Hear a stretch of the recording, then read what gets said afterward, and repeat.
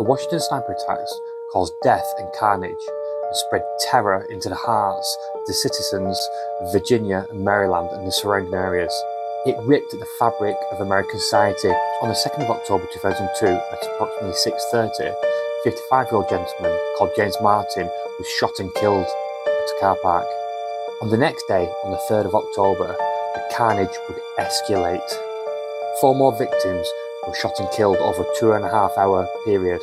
The victims were shot doing such tasks as pumping gas and loading the car in a parking lot, and one lady was shot on a park bench while she was reading. Later that evening, a 72-year-old gentleman called Pascal Charlotte was shot whilst taking a walk.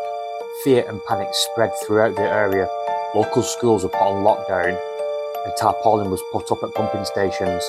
Between the 4th and the 22nd of October, there was further execution-style shootings.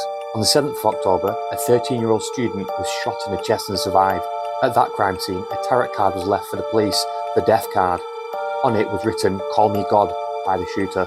Over the coming days, more people were shot and killed. At a press conference, Police Chief Moose would read an extract from a letter shooters had sent. It said, "Your children are not safe anywhere and at any time." At later crime scenes, there were ransom letters left, demanding a payment of $10 million. In total, there were 10 murders and 3 victims survived.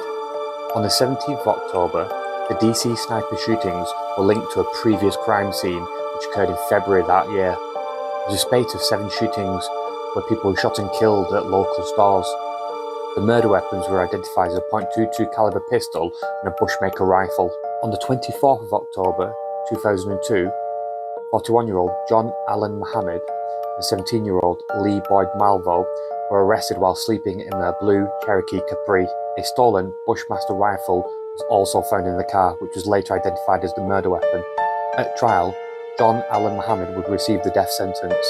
Lee Boyd Malvo received a total of 9 life sentences, 3 of which were from Virginia, but would be life without parole. John Allen Muhammad was executed by lethal injection on November 10, 2009.